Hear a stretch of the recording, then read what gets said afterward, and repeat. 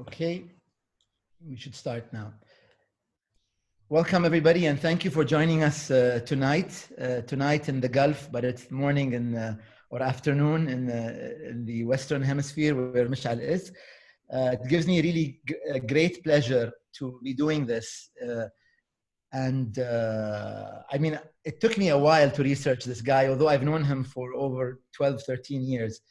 But I had to write something so I don't forget any part of the introduction. It's rare to come across someone with such a broad range of expertise, not only in the UAE, but anywhere in the world. Mishaal's experience saw him work in fields as varied as finance, art, media, sociopolitics, all while becoming arguably the most prominent young public intellectual of Dubai, writing in the English language of the turn of the past decade.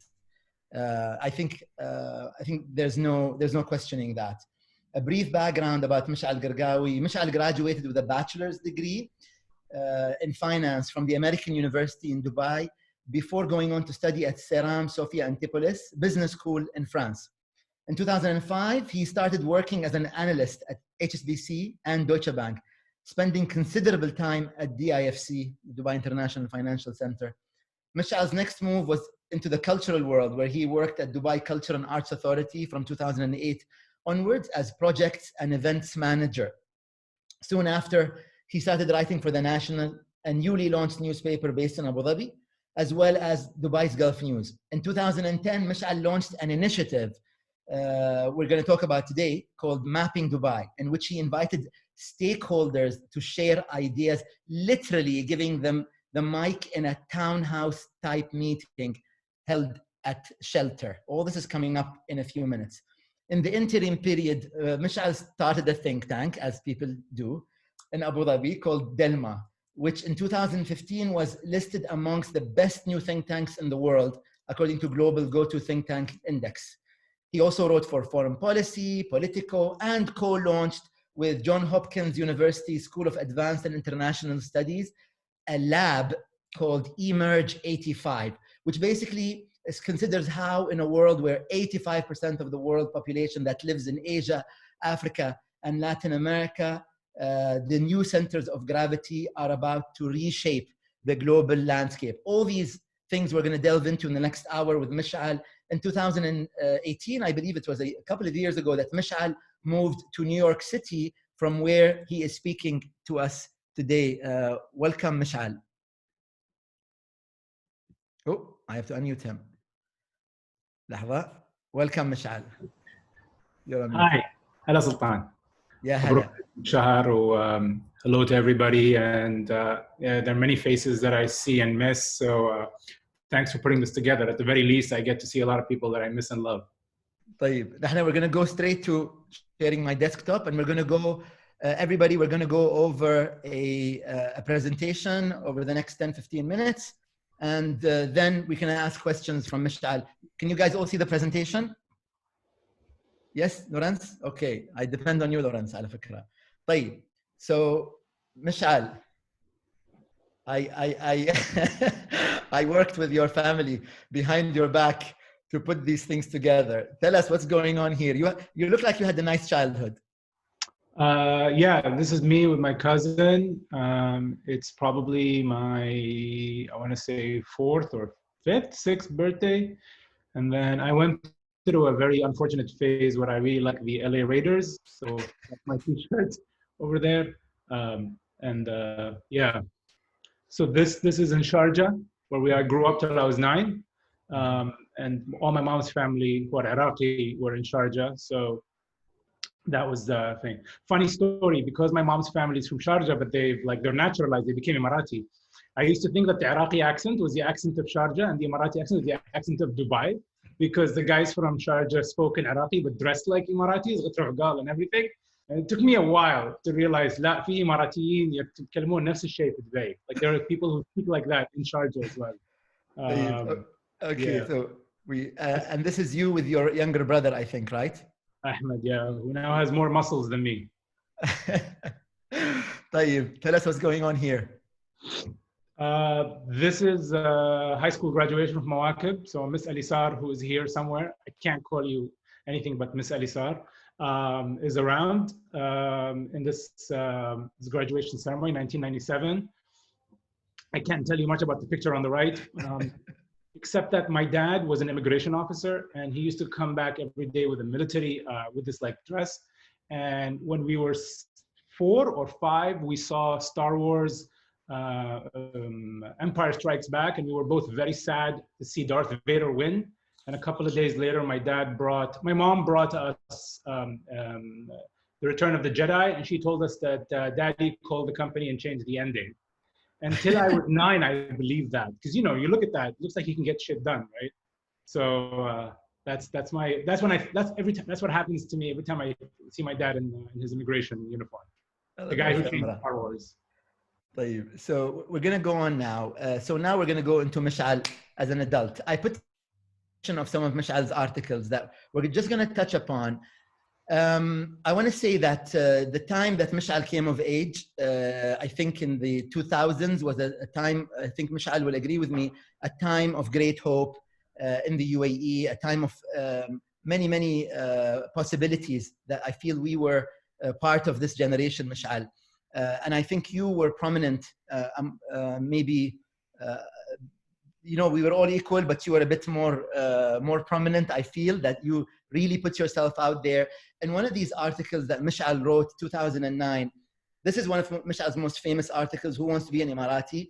5 or 6 years later, I still get quoted this article. Mishaal, you wrote here that you also discussed in this article, an article before as well, the prospect of long-term residency. And when this article was published in Gulf News in 2009, I remember there was a lot of backlash. And I want to put people who are now maybe in their 20s and 30s into frame here so that they understand what was going on and how controversial these ideas were. That this article, for example, the public reaction to it was one of a lot of critique. A lot of people welcomed it, but there's a lot of criticism as well. To the point that it was featured in Financial Times. It was featured in the local press. It was featured in international newspapers, local newspapers. Some people in the Arabic media condemned the idea, Mishaal. That was 2009. And you basically called for a long-term visa, a visa for people who are, accomplished individuals, 2009. And then fast forward a decade, we see this date here, 2019, a decade later, Mishaal, these ideas not only were embraced, but they were implemented by the UAE. And so, I mean, how did it make you feel? The fact that ideas that you proposed 10 years ago are being implemented, a decade later? I mean, I think it's great, and not because I proposed them. I don't think it's a revolutionary idea to say long-term residency. I didn't come up with the idea. I'd seen it in other places happen. UAE is a port city. A lot of people come. We are a unique social experiment where the majority of the population are expatriates. And having long-term expatriates is more, I think, valuable and enriching economically, socially, culturally than having transient migrants. And it would make for a richer experience. I'm glad to see this happen. I think it's great. And obviously, it's very different for Mishaal, the individual, to think this should happen, and for a government to think about all its stakeholders, think about the economic and political things. So, governments they always need time to implement things, and what are the rules and things, and we're a federal system. So we have to consult a lot of people. So yeah, would I have liked it to happen in 2009? Absolutely. Am I shocked it took 10 years? In hindsight, no. Things take time. I'm very happy to see this. I'm very pleased with it. Yeah, it's great. So I think I just gathered some examples of the ideas that you proposed. And again, this is just a selection, everybody. You should go over Mishaal's articles to really have a true feeling for what he proposed. But one of them that's near and dear to my heart is an article you wrote again in 2009, in which you called for recognition, documentation, and research into modern architecture. This is before the UAE had an architectural biennial presence. This is before the UAE before the interest in architecture, modern architecture, was ever even established. I think there was a couple of people I know, and you were one of them, who was interested in modern architecture. The other one was our friend Thamer Salman. But really, you're the one who put yourself out there and you wrote about it. And again, I call on people's eyes to go around the date here. This is 2009, right? So this is about 11 years ago. And this is an example of what happened in the UAE about a decade later. So a new law comes in, new regulations come in, buildings have to be preserved. It just took about a decade for this to be recognized, for your call to be recognized. And you know, Mishaal, the reason I put all this together is, and I want to read a quote, is that a quote you wrote in an article after a year of preaching to the converted, a new audience. And I feel like this article from 10 years ago, I'm just going to quote you one sentence. After a year of preaching to the converted, a new audience. This is what you wrote. I have been writing semi-religiously for almost a year now. It has changed my life and given me hope that critical yet positive discourse has finally been recognized as an important characteristic of a maturing civil society. The idea is that, do you feel that there was a civil society, there was a movement that was emerging in the UAE in those days? Yeah, I mean, look, there was this moment that was really interesting, which is kind of, Dubai School of Government, the emergence of the art scene, the migration of, I think, a lot of Arabs and Muslims after 9/11 back to the region, and Dubai was kind of this great city right there in the middle. There was a lot of things that happened. This phenomena of Dubai kids who grew up, went abroad, came back with ideas, but wanted to do something in Dubai, like a lot of people who are actually on this call today. There was a very interesting moment of saying, Dubai is not only going to be economically kind of booming, but it could also like present hope. I mean, it's a young city compared to other historic Arab cities, and it got some things right. Could it also get other things right? Could it also have a can-do attitude? Could it do to the Middle East what Singapore did to Southeast Asia, or what Rwanda is doing today to like Africa? And I think a lot of people thought, yes, we can. And I think to an extent we did. But then, financial crisis, Arab Spring, they kind of got in the way. I'm going to pull out a quote from this article from Architectural Puberty, in which I really like. You wrote, "We never ask ourselves of the things that lie between the villages by the creek and the Burj. Did we just fast forward? Was there a red button that read upgrade? Where do we place Al Maktoum Hospital, Intercontinental, now Radisson Sass, Sheraton Dera, now the late Al Nasser Cinema, Al Mulla Plaza, Dubai Petroleum? Do they get any recognition? How about a mention? Are we perhaps ashamed of them or just intimidated by them?" And it's something that I want to tell you, that when I was writing the foreword for my book, I thought of this article. I read this article even 10 years later, in the sense that this message resonated so much for me and so many others, Mishaal, that you might have written this article and moved on, but this article still has a lot of weight, and many other articles. But I want to draw to a moment in history, a moment that we celebrated the 10th year anniversary a couple of months ago. If you remember, I was in Cambridge and I messaged you and I said, this is the 10th anniversary of Mapping Dubai. Now, Mapping Dubai was a tipping point for me in civic society, in civic engagement, in intellectual engagement. And I told you, Mishaal really presented himself and played the role very aptly of a premier public intellectual in the UAE. And I think that Mapping Dubai was this major event that Mishaal put together at a space called Shelter. I'm going to set the scene before I play you a few seconds of a recording from there. So this is what Mapping Dubai looked like. I'm not sure if you've ever seen it, Mishaal, since or not. Took me a while to gather some photos. I haven't looked at this in a long time. Okay, there's a nicer picture coming up now. So this is Mapping Dubai. This photo is thanks to Todris, which will come up in a bit. This is again from Danish Farhan, another image of Mapping Dubai. But now the next, and this is your quote that you started from. I am here because I like Dubai. This is the quote you started from. And I'm going to play a quick recording, but let me just do this. Okay. So everybody, this is an audio montage that Bandar Al-Wazan made for me. of the first few seconds, middle few seconds, and the last few seconds, just to put you in the mood of what this place felt and sounded like in January 2010. So this is Mishaal welcoming people, and then Mishaal making a point, and then Mishaal thanking everybody. So it's going to take 1 minute. So good evening.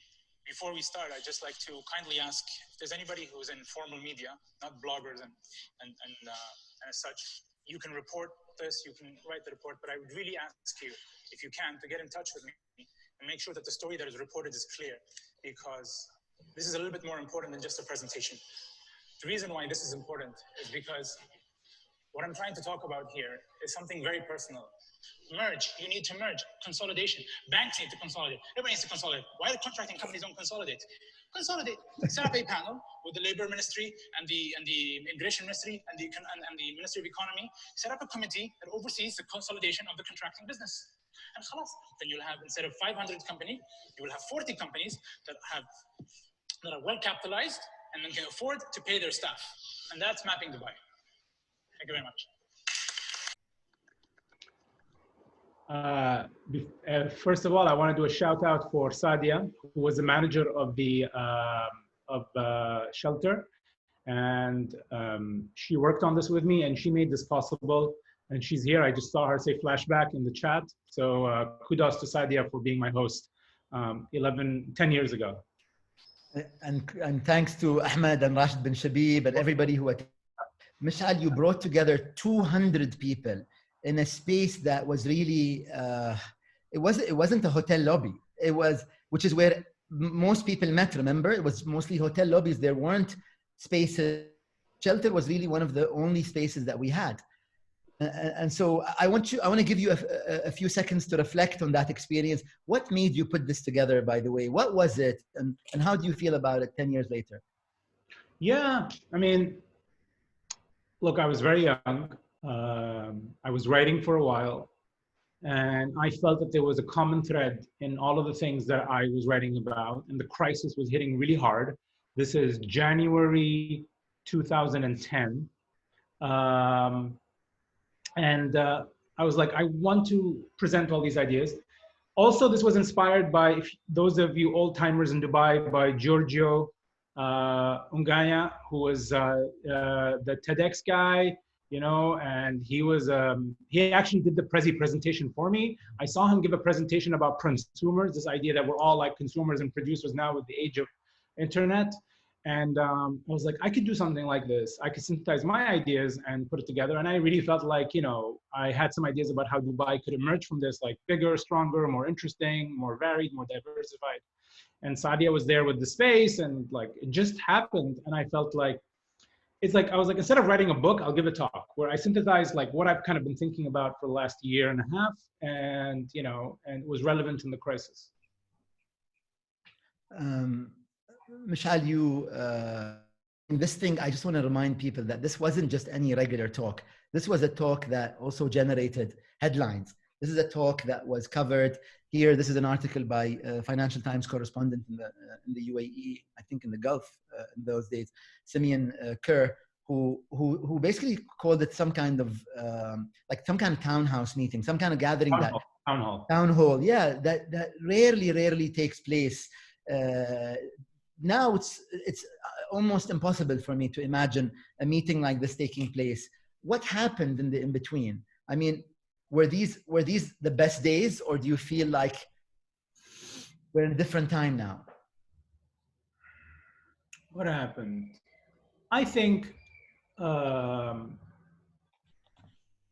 the UAE was expanding very quickly, and it's kind of like that thing about Facebook, like where move fast and break things. And like Dubai was moving fast and breaking things, you know, like it was growing really fast, and not everything was being covered. And some of us felt that we could participate in certain ideas.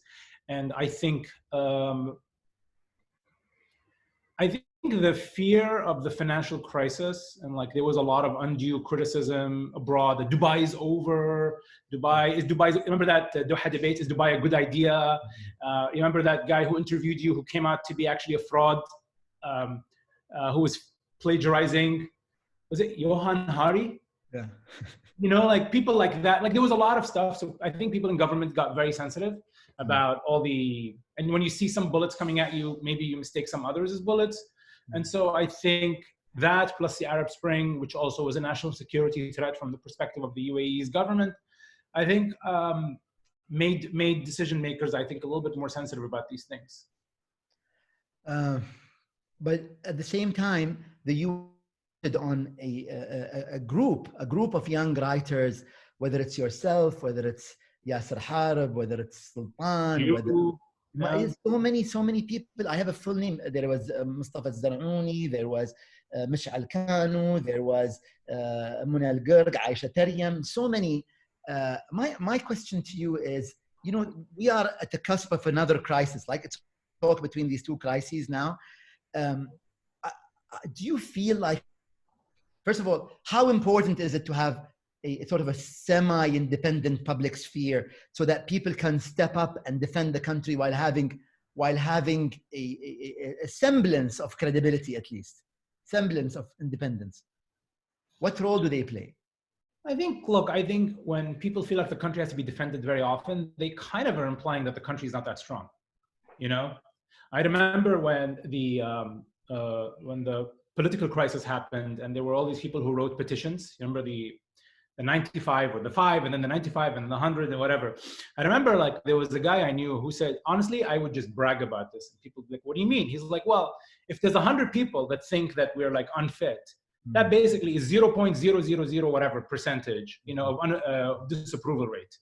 Any Western democratic president would love to have that, you know, approval rate of 99.99999.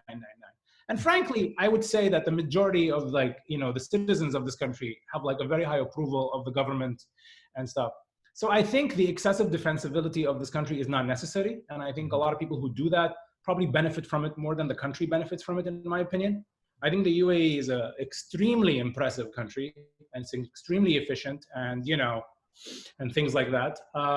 So yeah, I think there is still room to write. There is still room to play a role.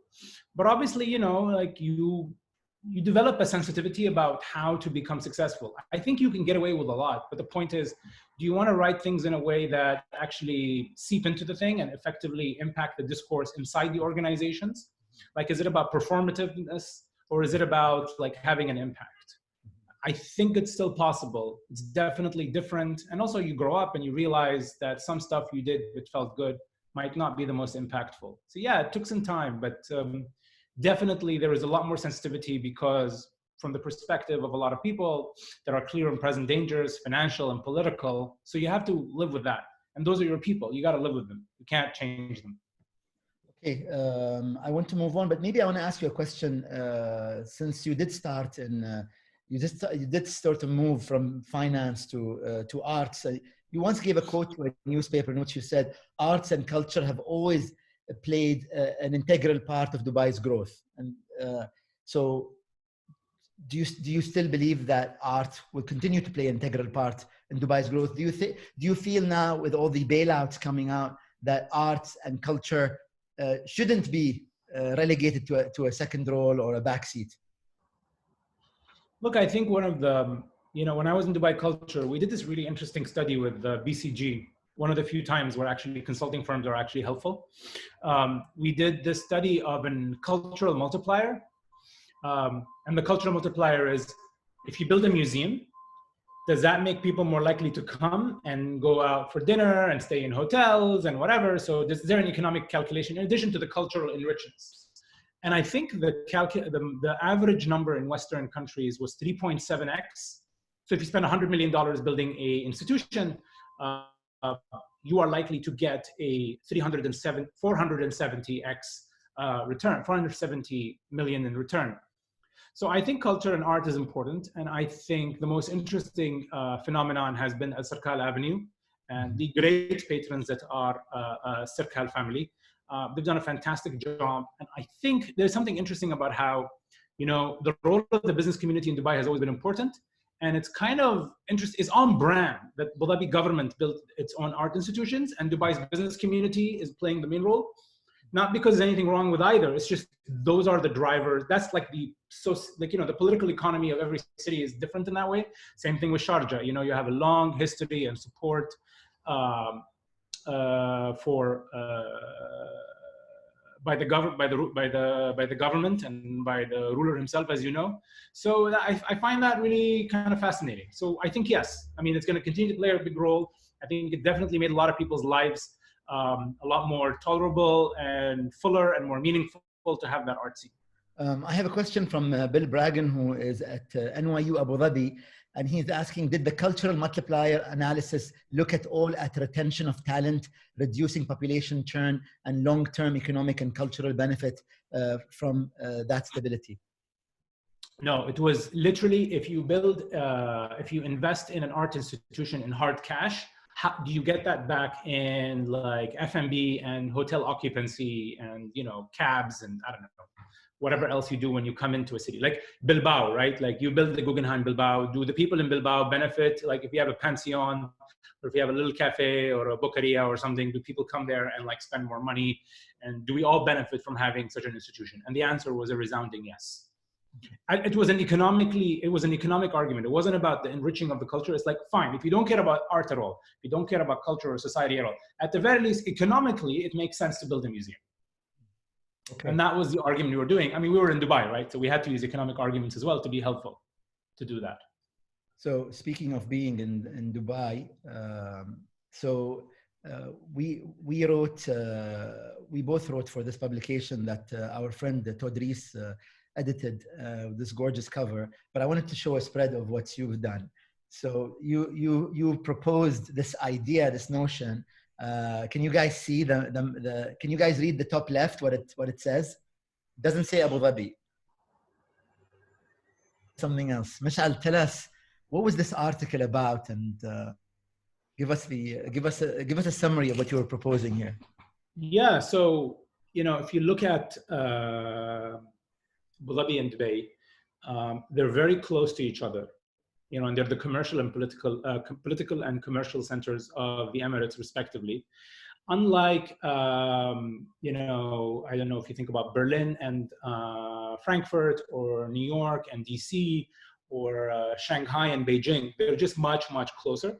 And they're both like kind of very, very dynamic cities that are growing very quickly, and they have a lot of ideas about how to project their growth. And I'm really being here like very physical. I'm not talking about like just plans in the abstract, but like actually like real estate and urban wise. And eventually, you know, I was like, they're gonna touch each other, you know? And today, like, you know, there's a lot of people who have a very fluid life between Dubai and Abu Dhabi.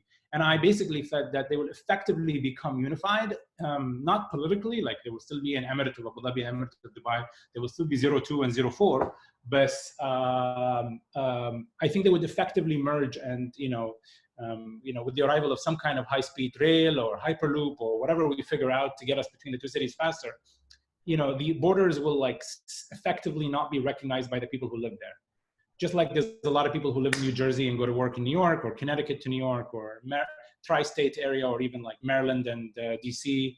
It's just the borders don't become effectively realized, and people just do things in both cities very fluidly. And you are actually one of those individuals who was living between Dubai and Abu Dhabi, and you felt that happened later. That's funny. I wrote this article, and then I started Delma and Abu Dhabi, and I was like going back and forth, and I was like, this is really funny and ironic. Did you wish that the Hyperloop was already in operation then? Yeah, I missed it many times. I hit like 200,000 kilometers in like 3 years with my car. Like I killed that car. Listen to a lot of podcasts, but still. Okay, well, speaking of sort of consuming information and knowledge, you listen to a lot of podcasts while you were driving, and you and I have met multiple times in the past year or two, and I was always amazed but never surprised by the quantity of books that you consume and go through and read. So can you share with us a few of the books that you have read? And I recall specifically, Mishaal, that you said that once you had left your previous job or role, you went over reading the history of the world. Wasn't that the case? You read some kind of some kind of encyclopedic compendium or something like Yeah. that. Tell us about this process. Why did you do that? Well, I basically don't think I had a very good education. And so I don't know like a lot of things. And, and I was like, how did we get to the present? Like, why are Germans this way? And why does siestas only in Spain? And why does Latin America do certain things? And why is East Africa this? And whatever, like, why do we have the world that we have, right? And so if you look at history, it's divided into three parts, right? You have the antiquities until the fall of the Roman Empire in 467. And then you have the Middle Ages until 1492, when Isabella and Ferdinand of Spain basically finally, Castile and Aragon finally kick out the Muslims, the Moors, and the New World is discovered. And 1492 to the present is considered modernity. So I basically created a reading list on modernity. I have a blog post about this on Medium, but basically I read about 63, 64 books that covered the whole world from 1492 to the present, more or less. And it was really, really like rewarding. I mean, it took a long time and I quit a couple of times and I picked it up again and stuff, but it was very rewarding. And I think there's, people talk about FOMO and people, we have a friend called Shaman who talks about JOMO, joy of missing out. I think I have JOFO, right? The joy of finding out. Like, I think when the penny drops, when you figure something out, and you're like, aha, this is what it is that. I'm doing that right now with sci-fi. I've been like reading sci-fi for a year and a half. Like consistently, like I'm reading all the greats. That's been super amazing to understand this world of sci-fi that people talk about. So that's been great as well. And I actually want to do urbanism after this, I think.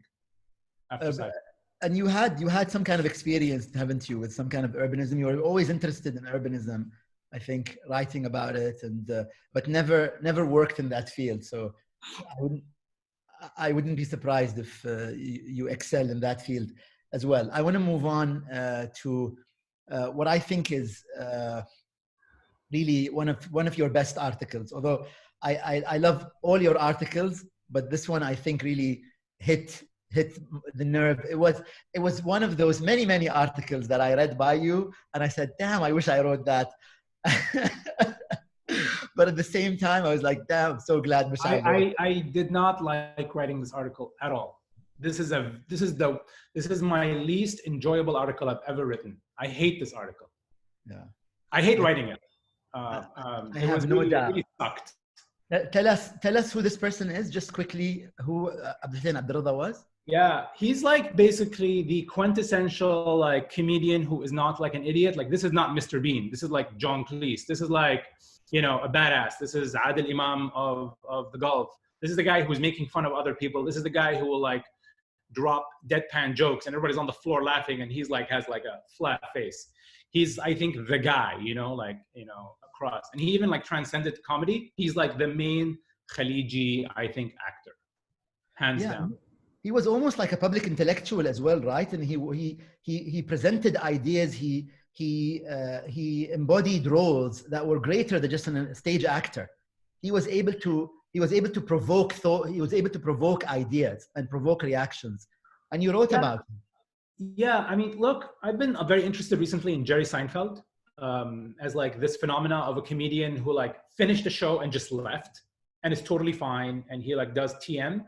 And I think like Abdullah is kind of like a Jerry Seinfeld. He like had this career, he did it, and then he left, and he didn't have any qualms. He wasn't complicated. He found a lot of peace. He would talk to him, and he would like always talk about things like super clearly, super simply, and like he was very progressive. A lot of people did not know that he was a Shiite, and I think he comes from a time when we really like didn't care what tribes you were supposedly from, and where you really were from was who you are. Like it was a time where the individual had a lot more, who you were weighed a lot more, presented a higher percentage of your personal like identity than who you come from and where your great grandfather was born and what sect somebody like 700 years ago decided to adopt. It's kind of like, I didn't do that, guys, kind of thing. So he comes from that, like in Arabic they say Zaman al-Jamil. It was like it's beautiful time, when the Gulf was like coming together, and again, like architectural puberty. The Gulf is dealing with its own puberty of emerging from something and going through modernity. And I think I just want to translate for people who don't understand Arabic. Death of the Khaliji here. He is a Khaliji. He was a person from the Gulf. But I think Mishaal here was talking about the Khaliji identity, the identity that all of us who were born and brought up in the maybe late 70s, 80s, even 90s, embodied this idea that our past was separate, but our future was the same. And I just want to read to you one sentence from that article. Khalijis means people from the Gulf, by the way. So this is the quote. Today, Khalijis are splattered across their shores. Some gather here, others disperse there. No longer eyeing up, they stare each other. Politics killed culture. The outside subsumed the inside. Once again, the future replaced the past. It's such a great sentence, Mishaal. I have so many questions, even in just this sentence. You say politics killed culture. Does that mean that cultures will never be revived? Because you don't say politics hurt culture, politics harmed culture. You say politics killed culture. Do you think there's at least part of culture that can never be revived? I feel maybe if I would rewrite it today, I would say politics subsumed culture. There is no culture today that is not political. Mm. You know, there's a lot of people in the Gulf who act together before, who are now commissioned in shows that are critical of each other's countries. Mm-hmm. You know, it's just not possible to have culture for the sake of culture unless it's really, really bland and you're doing something like, I don't know, Shabir al-Karton, where you're just talking about a guy in a super micro and it's kind of like The Simpsons and there's no meta point. Mm-hmm. Simpsons is for meta, but like, you know what I'm trying to say. But if you try to make any kind of point, I think it's really hard to commission anything that shows pan-Gulf sympathy. Wow. Okay. And you end with saying, once again, the future replaced the past. So yeah, we have a lot of questions. Maybe I'll take questions. We have one of your former colleagues, Farah Jdeed, from Abu Dhabi, ex-Delma employee. Just wanted to say, Mishaal has been and always is an inspiration. I am privileged to have worked with him. We miss you. I think Farah is fantastic. She's one of the greatest illustrators in the UAE. Guys, if you need an illustrator or a designer, I mean, she has a job, but like for a side gig, she's fantastic. And she's one of the best bilingual designers I know. And I was very privileged to work with her. She's like, you know, she's the man. Sunny Rahbar, friend of ours, co-founder of The Third Line, says, now that modernity has failed, what are you reading? I'm reading science fiction. I'm escaping into the future. I'm watching Star Trek and reading Isaac Asimov. So I'm deep in the future. Bridget Khair Mountain asks, I would be curious to see your reading list of 63 titles chosen to cover modernity at some point. Yeah, it's on Medium. So if you just Google my name and find my Medium post, there is a post there that has like a summary of my experience and also the list of the books in the end. Okay, so we say, so PK Gulati saying, Mishaal, you are missed. There's so many comments about people missing you, Mishaal, here in the UAE. I miss you guys too. I'm just worried if I came back and visited in these circumstances, you know, the orange man is not gonna let me back in. Yeah, don't come back. Gotta stay put. Don't come back. Faisal Al-Rashdi from Zayed University asked, do you think that the UAE is an incubator for artists under the circumstances we are going through?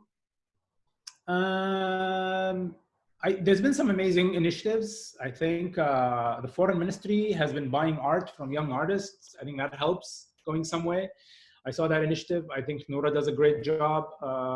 But, you know, I still think that the main challenge for, I think, artists has been the cost of living, not so much like creating a market and like just that whole, like, how do you start in a lot of cities as important as Dubai around the world, there's affordable housing for artists and stuff like that. We've been talking about this and a lot of people have been tackling that.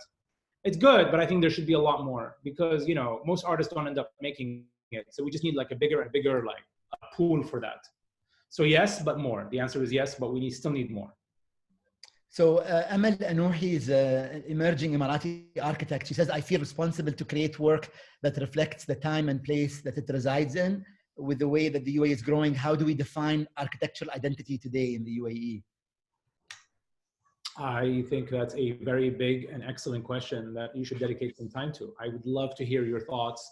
But if I had to like weigh in very quickly, I would say the UAE is kind of this I think it's one of the few cities that are actually like intentionally and effectively like a postmodern city in that way, where it actually does not adhere to any specific ideology. And it's a very practical city in that way. Now, whether aesthetically that translates something that you like or somebody else likes is up to debate, but it's so incredibly postmodern. I feel like a study on like how UAE adheres to postmodern ideas of architecture would be very interesting. We have a person called MD, initials only. What opportunities exist for you in New York City that aren't in Dubai? I wanted to build a technology company, a startup, and I needed access to talent. I needed access to funding. I needed a larger market, and New York had all of these. I found my co-founder here, and also I needed WhatsApp calls. Really, I do. It's amazing to be able to call people on FaceTime. It's so weird. Like to have just video work all the time is crazy. Mishaal, the fact that we have Zoom now is already something astonishing to me. Yeah, you guys, Zoom is like all the servers are in China. So like, I was talking to a guy from a European country who runs a business council, and he said, "Can you use WebEx on Cisco?" And I was like, "That's so old school." And I had to download the thing and install it. And I was like, "Why not Zoom?" He's like, "We've been banned by our government from using Zoom because we're a government-affiliated agency, it's a trade promotion, and they're not allowed to use it. So be careful what you do on Zoom." Yes, so be careful. Don't do anything I wouldn't do. Mishaal, safe? Are you okay in New York? Should we be worried about you? No, I think once two moments in my life have convinced me not to trust media's like portrayal of anything. There's a moment in Mission Impossible, the one in Dubai, when he's running by Sheikh Zayed Road and he ends up in Satwa. And I was like, you have to cross like an actual rail. Like you couldn't just run in. You have to like, you couldn't just bump into Satwa. I was like, okay, the representation of urban landscapes by old movies like should not be trusted. If you've never been to Shanghai and you see a movie and it's like, he's here, now he's there. You're like, can't believe that. The other thing is the media portrayal of New York. The amount of messages, my mom called crying. She's like, Betmut. I was like, no, everything is fine. The city's totally orderly. Getting online orders takes a little bit longer. You got to do 6 feet like everybody else when you go to the grocery store. But there's no 24-hour lockdown. I walk the dog almost every day. We wear masks. We go out. We do things. It's totally so. In fact, we're going to go for a walk right after this. This is my city, and this is what a beautiful sunny day it is. So yeah, no, we're good. Can we see your dog, Mishaal? Oh yeah, Yoshi. This is Yoshi. Yoshi, say hello. He's asleep. No, he's just the laziest dog. Yoshi's from Satwa, so he like totally made it. He's a rescue dog. He's a Saluki, and he's in the age of all of this migration issues. I think he achieved a lot of social mobility from Satwa to the Upper West Side.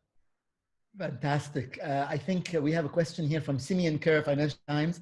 How will the economic impact of COVID-19 affect the debate surrounding residency in the UAE? Surrounding what? So, how will it around COVID-19 affect the debate surrounding long-term residency in the UAE? I think they're definitely positive, and they make residency they make residency even more urgent. Then you need more people who are committed to your city and your country, and giving people the opportunity to stay is very important, I think. And COVID is going to make a lot of people leave, and some people say, I'm going to go home and live with my parents, I'm going to do this. And so allowing people to have reasons to stay when the economics don't necessarily add up, it helps. Thanks to the 215 people who are joining us now. There's 64 questions in the chat, but please keep them coming because I'm trying to merge questions. I'm going to practice some nepotism now and take a question from an ex-student of mine in Abu Dhabi called Abdulaziz Al-Falahi, who wrote a paper for me on this subject, bringing it back to the study of the economics of museums. Mishaal, what is your thoughts on the cultural race of the museums coming up across the Gulf? I think it's a great experiment, and the more the merrier, and let's see what happens. And if they don't become museums, they can become something else. They're public spaces, and everybody needs public spaces. It's great. I think this is the project that you worked on in Dubai Culture as well. That's materializing now, right? And the fact that all these old heritage homes are being turned into museums and spaces is something that I think adds value to Dubai. Yeah, I mean, I think, look, the most important thing, I think, for a city like Dubai is to create opportunities for you to walk and wander, because only when you linger and you don't have a destination, which is what happens every time you're driving a car, can you stumble upon things and arrive at like new things, I keep discovering new places in my neighborhood all the time because something closes, something opens. I think that's very important. So I think places like Bestakia, like Ras, like even El Goz, even downtown to an extent, and DIFC allow you to walk and wander. And I think that is very, it's just a positive urban cultural experience. Mishaal, we have a question from Sarah Janahi, who asks, do you have any interest to publish a book in the future? What will it be about? There's a novel that I've been playing with since I was 11. I think I want to write it someday. It's like 3 parts. I know how it begins. I know how it ends. It starts in the past, ends in the future. Surprise. Yeah, after this phase, I want to build this company, and then once I'm able to step back, then I think I want to do that. Mishaal, there's a gentleman called Khalifa Al-Suwaidi, who's a PhD researcher from Abu Dhabi, who says, I remember our conversation from 2 years ago, and what struck me was that you argued that the UAE is more to Prussia than Sparta from a cultural standpoint. We didn't get a chance to discussion, so I'd like to hear more about this from you. Yeah, I think... Tell us the context, by the way. Tell us we weren't there. No, I think if I remember this, we sat in a coffee shop in Jumeirah on the beach road, right, Khalifa? He's muted. I think so. But basically, yeah, I was very impressed by him. He was really, really like well-read and thought out. Yeah, I have this idea that if you think about the UAE, it's kind of, Abu Dhabi was kind of like Prussia, and it was like kind of, it led the Union just like it did for Germany. And the idea is that it's a country that had, the UAE is fundamentally, like, if you think about it, right, it's politically conservative, it's economically neoliberal, and it's culturally liberal, right? So if you think about like Frederick the Great and all of this, like people like enlightened absolutism that you had in Germany, which sponsored a lot of the arts and was for trade, and even the Huguenots who like had to flee persecution in France went to Berlin and were safe. I once wrote an article called "Berlin was Dubai, Dubai will be Berlin" as well. So like there's something very like kind of measured but progressive about the UAE, and yeah, in that way I think the UAE is very firm, managed, like German machine, like in a way, but at the same time, it's like painted in very nice colors, right? Like you have culture, you have art, you have ideas, you have music, you have symphony, you have tolerance for other religions and like activities, but there are very specific lines that you're not supposed to cross because the UAE is very clear about them. So in that way, I find it very Prussian, and also Prussian is known to be very effective in that way. And I think the UAE is also a very effective country. So we have a question from Tariq Shalali, who asks, Mishaal, what's the last great film that you saw? Oh shit! I saw.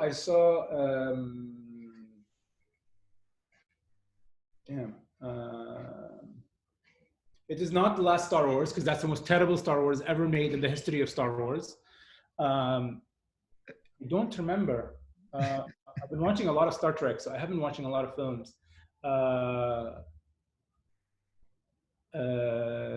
I'm blanking.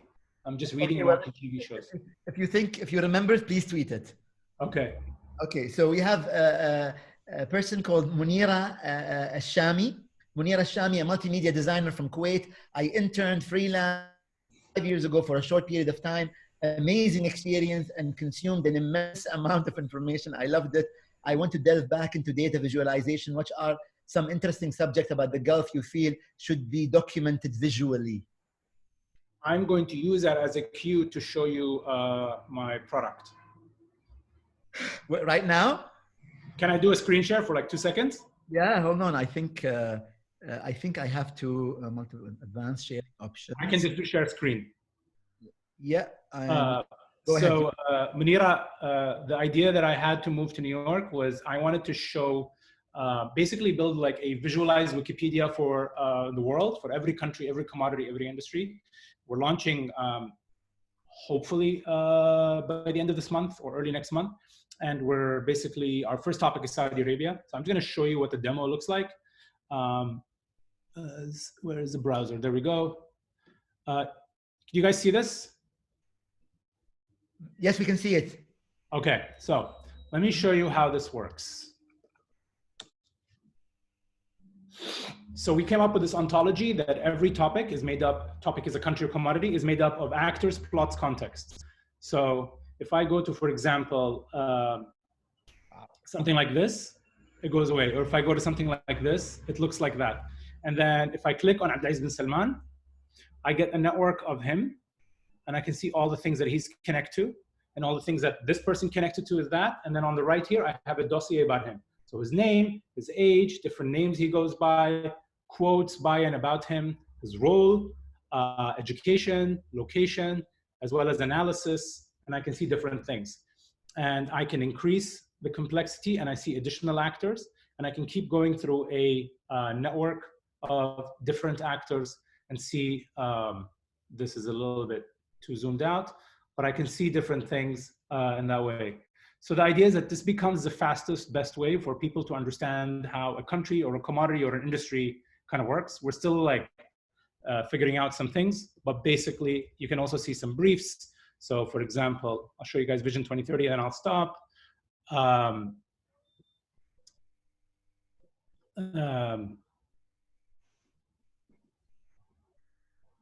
So you can see something like Vision 2030, what is it about? What are the thematics of it? Some information about it, a network specifically of Vision 2030. What are the drivers for it? What are its impacts? A timeline of events specifically to it, locations where different things happen, and the actors, plots, contexts. So it's going to become a subscription product that we're going to launch, and eventually plan to do every Croatia, every copper, every construction industry, every climate change, and it becomes the fastest, most effective way for people to understand. Reem, it will be $5,000 a year, so please make a transfer. That's the idea about how to organize this information. We're launching next month, and we're looking for early customers. Ideally, people who are in Saudi Arabia, trying to do business there or have an interest in Saudi Arabia. And yeah, that's the dream. And the dream is to basically build, like, to do it to information what Uber did to transportation, right? Like, if you want to understand how Saudi works, if you're a company, you have to have a lot of money and hire expensive consultants. But for $5,000 a year, you can understand how Saudi works, you know, and it gets updated and it's live, etc. So yeah, that's what I've been working on. Mishaal, So, the comments are brilliant, super impressive. Jofo, this is fascinating. Take my money. This is amazing. Sold. I'm so. thanks, guys. Thanks. This is great. Someone is asking, when this is launched, who can contribute? Is that the question? Who can add information? Yeah, this is Rahaf. Yeah. So we built the information internally ourselves for Saudi as the first one. And then what we want to do is basically find content partners for every topic. So like I have, like for example, I'm talking to somebody who like really knows Egypt, and like we can do a rev share deal. They do the content, we build the platform, we do the sales, and they partner on that. And you know, if I was Delma, I would like participate with like, it's called Access. I would participate with Access and do the Gulf because that's what we know. And like there are people all over the world who have consulting or think tanks or organizations where they could partner on domains that they know, different fields. Ali Fatouh says, how do you keep it up to date? Mohammed bin Shabib, how is the data collected? Data is open source. Everything is sourced through sources that we pre-approve, and then there is analysis. So there's no opinion, there's no advice, there's just facts and analysis. Facts have to be sourced through open source intelligence, which is a best practice pioneered by the CIA. And then analysis is basically as long as we pick people who are analytical. You know, there are writers who basically are super heavy on opinion and whatever, and too much color. And then there are people who write in a very factful, kind of cold, calm, calculated way. I like to say that we're going to work with Vulcans, if you get my Star Trek reference. people who are just very like thoughtful and analytical, not heavy on opinion. I think people are over-advised and under-informed. That's kind of the guiding principle for us. The world is full of opinion, but there's not enough. Like Brexit, good idea, bad idea. Like, what is Brexit? Like, what stops happening? So if you have a dog, by the way, in the UK, you have to get it has a European passport. That's interesting, right? Like they have to create a department now to like issue documentation for pets. These are the things that people don't explain, or COVID-19, or One Belt, One Road, and things like that. Wow, Mishaal, I have so many questions for you, and there's a lot of questions coming in from the chat. By the way, I'll save the chat and I'll send it to you just in case you want to reach out to anyone later. You could do that because the questions keep coming. Mishaal, I have to ask you, since you brought up COVID-19 and you did co-launch with Afshin Emerge 85. How do you see the role of China after the current crisis? Is China going to go away? Is China going to disappear? Or will we see more China in the world? I think we'll see more China in the world for sure. They definitely have underreported the cases, but I think what we're seeing is the clash of culture. So the reason why every Asian country has done a very good job responding to COVID-19 is that they are communal, tribal, familial cultures. And so there's a lot of, and they're highly disciplined cultures. While in the West, fundamentally, since the Scottish Enlightenment, it is the individual. And so people are having a much harder time, sticking to orders and there. And you're also seeing like state capacity, like limits, I think the 20th century is definitely over. The debate is no longer big government, small government. The debate is competent government, right? The most libertarian people are still impressed by Singapore's response and to an extent also the UAE's response, etc. I think China is here to stay. I think the US is here to stay as well, but it's no longer, I think it's definitely, the first among equals now in that way. Mishaal, we have a question from Ahmed Al Gergawi who says, do you miss at all your art collection back home? I do terribly, but I have two works here. This is Puran Jinchi, and I commissioned it. It's in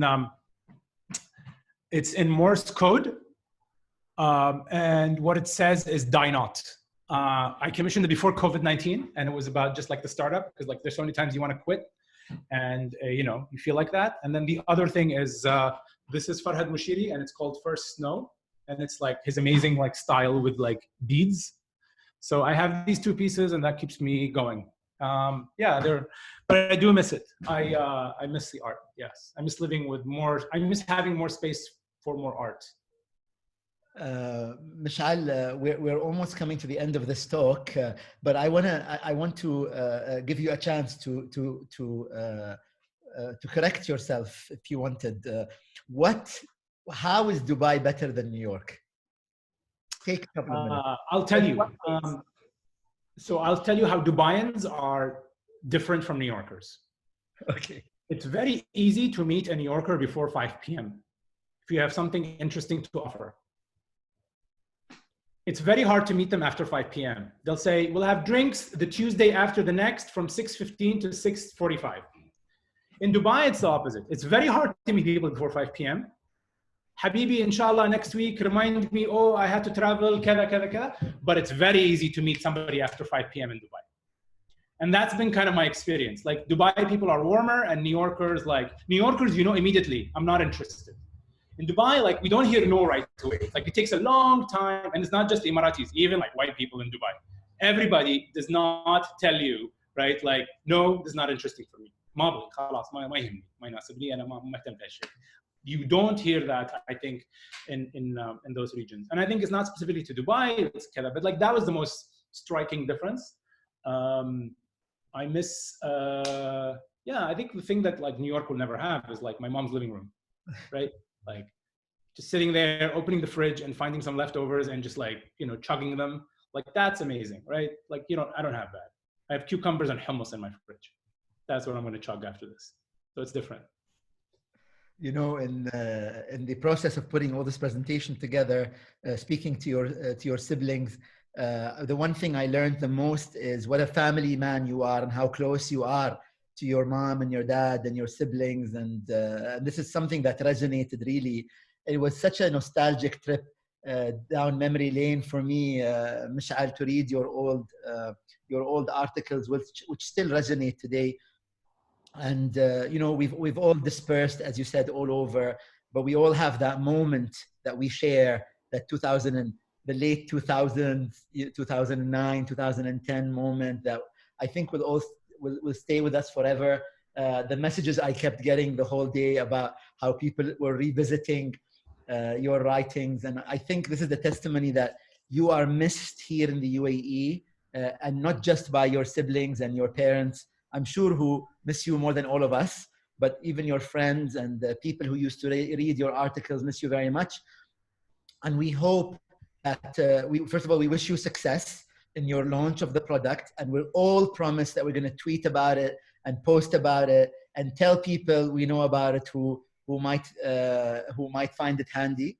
And we look forward to you once you settle to publish your book, publish more articles, and hopefully see you more often here in Dubai or in New York. And we send you love from the UAE, Mishaal. Not just love to you, but I think love to New York City and everyone there. Stay strong, stay safe, and inshallah يعني تكونوا سالمين وغانمين يا رب.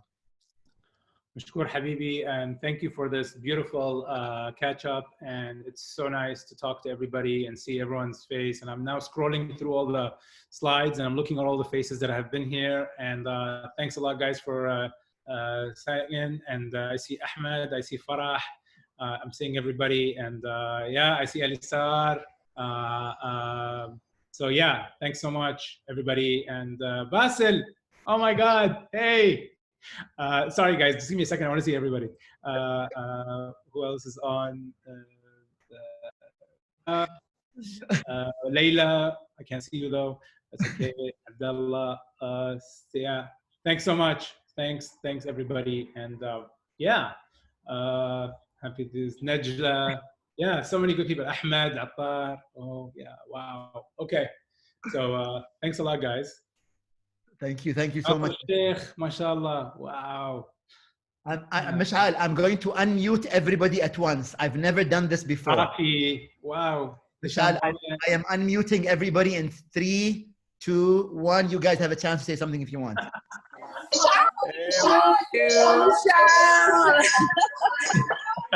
He's going.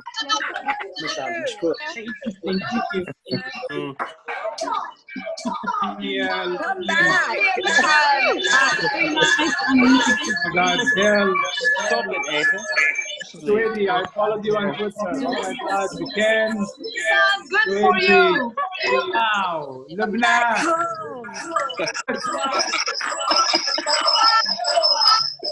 This is so crazy.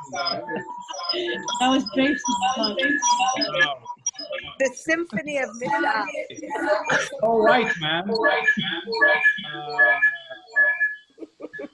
Oh. حبيبي انت.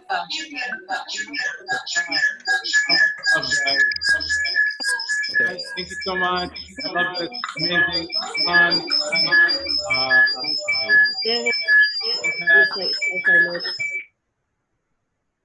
خلاص, I muted them all, Mishaal. Thank you so much. We love you very much, Mishaal. Thanks so much. Bye, Lubna. Bye, everybody. Bye.